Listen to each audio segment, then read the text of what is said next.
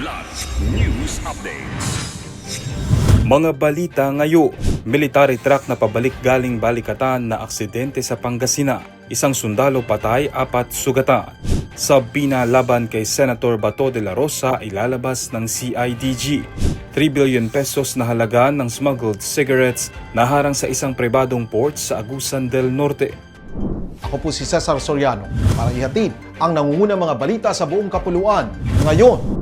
Binawian ng buhay ang isang sundalo habang 4 na iba pa ang sugatan matapos maaksidente ang sinasakyan nilang TM450 military truck sa T-Plex na bahagi ng Villasis, Pangasinan nitong Biyernes. Ayon sa Villasis MPS, sakay ng truck ang 5 sundalo nang pumutok umano ang isang gulong nito, dahilan para mawala ng kontrol ang driver at mahulog sa pababang gilid ng kalsada. Nauna nang iniulat na galing umano ang mga sundalo sa Balikatan exercises at pabalik na sa kampo sa Tarlac nang mangyari ang insidente.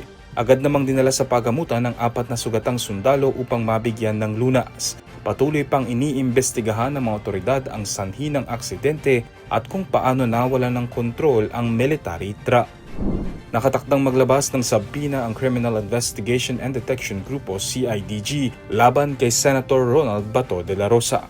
Sa press briefing nitong linggo, nilinaw ni DILG Secretary John Vic Rimulya na sabina lamang at hindi arrest warrant ang ihahain sa senador sa Lunes, kaugnay ng investigasyon ng House Quad Committee sa umano'y extrajudicial killings noong siya ay dating hepe ng Davao City Police Office at Davao Region Police. Klinaro rin nito na walang kaugnayan sa kaso sa International Criminal Court o ICC ang pagpapatawag kay De La Rosa. Kinumpirma rin ni Rimulya na nasa Davao umano si De La Rosa na higit kalahating taon nang hindi nagpapakita sa Senado at sa publiko. Inalerto na ang otoridad sa Davao Region ukol sa sabina. Inihayag din ng kalihim na dismantled na ang 10K task force para sa sinasabing arrest warrant sa senador matapos itanggi ng ICC ang kumakalat na impormasyon. Nasamsam ng mga otoridad ang tinatayang 3 bilyong pisong halaga ng umano'y smuggled na sigarilyo sa isang malawakang operasyon sa Barangay Talisay na Sipit, Agusan del Norte noong Mayo 8. Ayon sa ulat, aabot sa 54 na 40-foot container van na kargado ng ilegal na sigarilyo ang nakumpiska sa Gotong Private Port matapos makatanggap ng ulat sa kahinahinalang shipment. Laman ng mga van ang nasa 1,030 master cases ng iba't ibang brand ng sigarilyo.